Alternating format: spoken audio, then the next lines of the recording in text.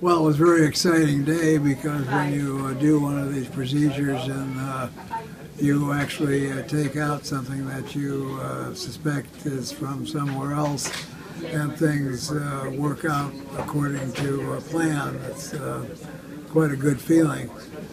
We had the object show up on an x-ray and on a CAT scan, and when we did the surgery today, we had some difficult finding it on the ultrasound. So that, kind of added to the intrigue. Is it there? Is it not there? Did somebody take it out? Where did it go? But we finally located it and went directly into the spot where it showed on the ultrasound and isolated it almost immediately and took it out all in one piece with the surrounding soft tissue attached. That will go to a biological laboratory, pathology lab, and we'll look for rejection signs and inflammatory signs, inflammatory cells, our nerve cells, and then the metal portion of it will go to a metallurgical lab probably on Monday, and we'll start doing the testing of the metals. Well, I think it went very well once we found the object. The object was very easy to find on ultrasound previously, but for some reason had almost disappeared this time. It was very difficult to find again. It almost seemed like the device was in a different state this time, rendering it almost invisible to ultrasound. This device appears, at least superficially, similar to about 7 others that Roger's removed from patients over the years, cylindrical with a conductive gray membrane surrounding them, and the devices often have a magnetic field. One very unusual thing that happened today is that the magnetic field shut itself off. I've never seen that before. And it was, aside from the magnetic anomaly, what else did it have before you removed it and after? It was, I didn't witness this myself, but Roger said that it was transmitting radio frequencies before, and then was not today, which we have seen that before in the last case. They're not always transmitting. Well, we're going to be in the lab, SEAL lab on Monday, looking at the implant under a scanning electron microscope with an EDX feature, which will tell us what the material is made out of. And then we'll also, more than likely, cut the implant in half and examine it for carbon nanotubes. And that's pretty much it for Monday. Typically, these implants have been a composite of like what a meteoric particle is made of. No matter where you go in the world and you talk to abductees, you always, seem to get the Greys sticking their head and their big black eyes in there. So we believe it's probably the same entities involved, but we list them, in one group as Greys, but we don't know whether they're all the same species or from 1,000 different areas of the universe or the multiverse or from the future or wherever. The bottom line is someone, somewhere, is putting objects against the host's will, and we have hardcore scientific physical evidence that this is going on, and people really need to wake up and take note of it.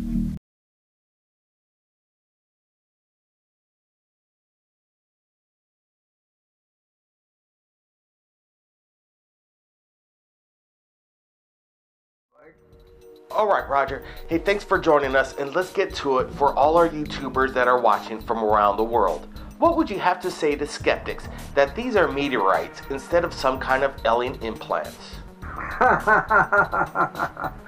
I'm sorry, I have to laugh because as far as I'm concerned, skeptics are psychics. Did you know that?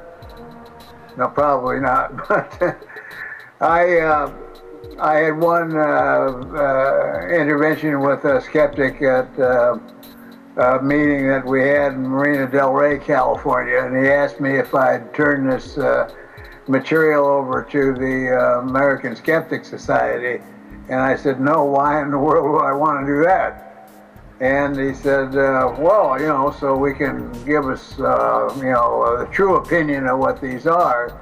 And I said, well, you don't need my specimens to do that because you're psychic. and the guy turned as red as the beet, and he says, no, come on, man, I'm serious. We don't believe in psychics. It's all trickery. And went on for a couple of minutes, and I said, well, then maybe you can explain something to me. He said, yeah, what's that? And I said, well, how come you know all the answers to all the scientific data, but yet you never looked at any of it? So therefore, you got to be psychic. Scientific skeptics, and it's great to be skeptical.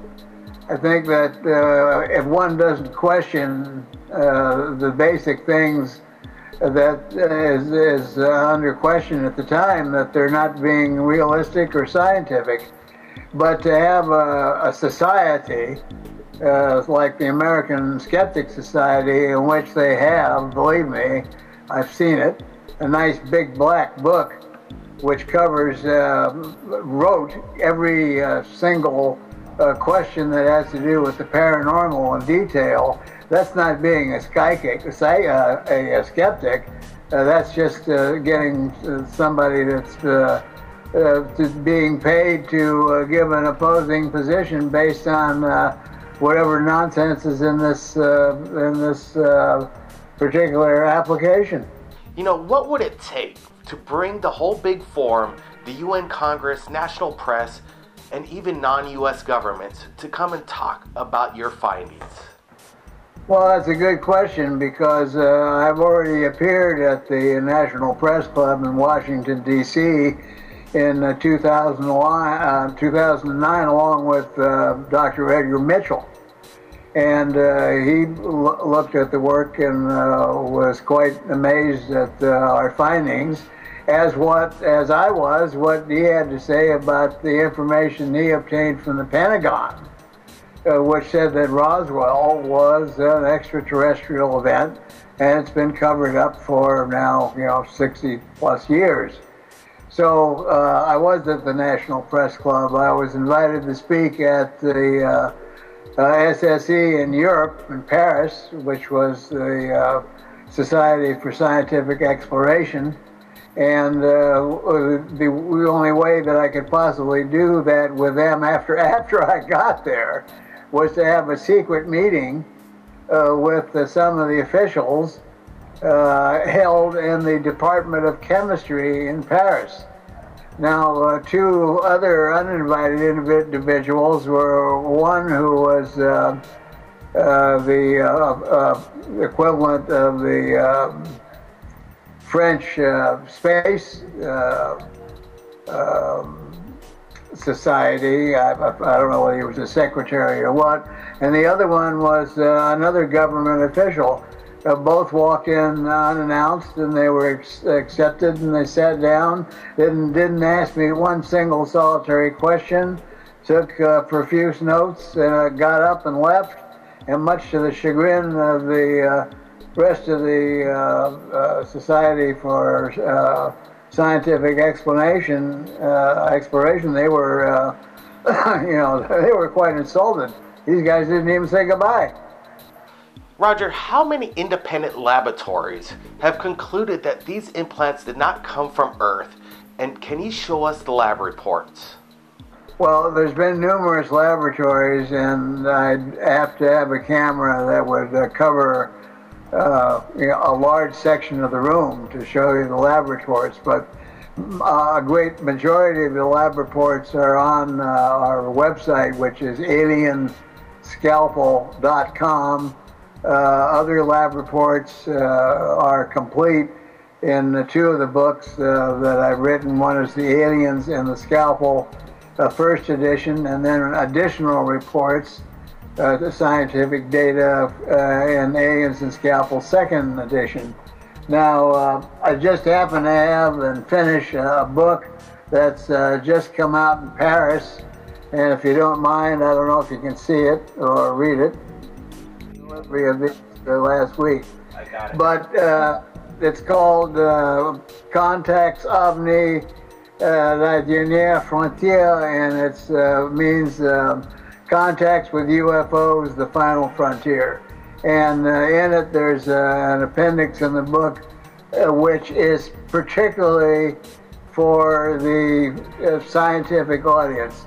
It's not for the person who sits at home and wonders to himself what an isotopic ratio is or what the distance of our Milky Way galaxy is. It's a professional appendix with all the documentation in it that you could ever want, showing that these objects are non-terrestrial in nature and have been manufactured. You know, Roger, what specific elements are in the implants and can be proven to be impossible to come from Earth? Well, most of the elements in the universe that we know of are there. The only elements that we know of that you wouldn't find commonly in the universe are those which we artificially create in an atomic accelerator. So when you get past a certain proton number and you get to the atoms with the heavy nuclei, you know, they get names like americanium and so on. One of the ones that is we do not find in abundance in the Earth's crust is iridium. And these objects have iridium in them. Now, in addition to that, the isotopic ratios, and for those that don't know what an isotope is, all they have to do is think of the atomic bomb. We notice that we're all interested in U-235. Well, what is U-235? What is U-236, U-234, and so on? Those are what we call isotopes of uranium, and which are determined by the number of protons and neutrons which are in the nucleus of the atom. Now, there are a certain ratio of, let's say, 235 to 236 within 2% of wherever we would mine that element on Earth. But if you look hypothetically at uranium that we know came from the moon or from Mars or an asteroid, we would also find uranium, but yet those isotopic ratios would not be the same, and we would consider those then non-terrestrial isotopic ratios. And those are some of the things that we find in the objects. Now, there are many more other things besides the isotopes and the elements themselves, where we didn't even look for it, let's say 7, 8, 9 years ago. Evidence of nanotechnology. And nanotechnology is a level of manufactured structure on a single atom, based on a single atom. So we find, for example, carbon nanotubes. And these nanotubes are one single carbon atom laid one upon the other. Now you can make a sphere out of this and elongate it, and then you would have a whole tube of these atoms. These do not appear in nature. These, as far as Earth is concerned, have to be manufactured. And they are the strongest elemental device that's known today to man.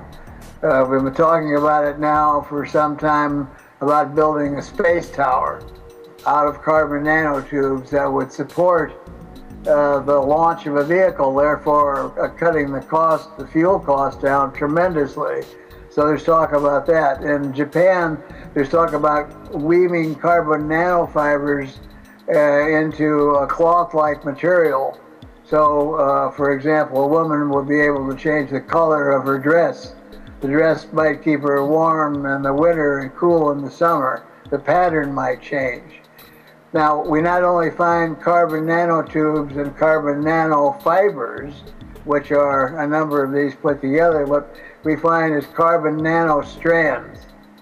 And I can compare that to, you know, the state-of-the-art ordinary electronics, where we take a copper wire and then we weave copper wires around that copper wire until we get, what, a copper cable. And so the cables that we weave in general electronics, no matter how small, are similar to carbon nanostrands. And these are definitive electronic components. We also find, Blake, what are called orthorhombic crystals, and these are made of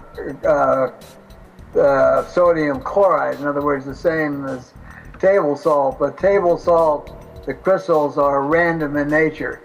These are rectangular, and they come in various sizes. And if I could take you back far beyond, I can see by your age, far beyond that age, in the early days of the crystal set radio, all you needed was a crystal, a copper coil, an earphone, and a battery, and you could get a radio program.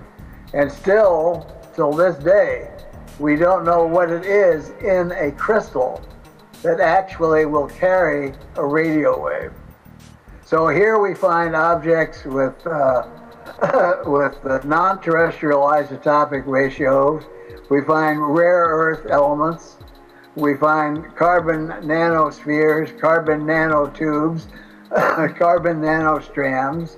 And then we find other objects which we do not know what they are, such as gold spheres, or other elongated objects made of material deep down in crevasses that sometimes don't measure any larger than an atom. Very interesting. Why, in your opinion, is disclosure being withheld? Well, disclosure is being withheld for numerous reasons that have changed since Roswell of 1947 till today. I believe that in Roswell 1947 that the United States government was in a real quandary as to what crashed in Roswell, because we had just come out of a war situation. We didn't really know what the Soviets had, we didn't know what Germany had, and so on. But now I believe that, to make a long opinion shorter, that it surpassed governments, and that the primary knowledge, UFO knowledge, is in the hands of the very, very large multinational corporations. You know, this is quite fascinating, and we're sure getting a lot of information right here. You know, how long do you think mankind has been abducted, and in your opinion, what's a purpose for abductions? Oh, that is an excellent question, and one of my friends is Jordan Maxwell, who has been studying the occult, which means the hidden knowledge, for over 50 years. And they can take you back to ancient times. I believe that one of the stories that's in the Bible about the Tower of Babel. Do you remember the story of the Tower of Babel? How man wanted to get closer to God, so he built a tower and got him, up above the earth, and then God didn't like that, so God got mad, and as punishment, he confused the language so that they couldn't communicate with each other. The big question is, if they couldn't communicate with each other after the Tower of Babel was built and mankind was punished by God, then how did they communicate before? So perhaps one of our original genetic traits was the ability to be able to communicate telepathically, and perhaps that might be more common in universal life than we might think. This has been an incredible interview, and I really want to thank you, Dr. Roger Leir, for joining us right here on Third Phase of Moon. Well, thank you for having me on the show, and anytime you want to do this again, why, I'd be most happy to arrange my schedule. That would be great to get back with you, Dr. Roger Leir, in regards to more information that you may have. Thanks again. I want to thank our people and subscribers from around the world watching us right here, right now on Third Phase of Moon. And if you've captured anything amazing in regards to UFOs, contact us at Third Phase of Moon via Skype or Facebook. My name's Blake Cousins, and we'll see you again next time.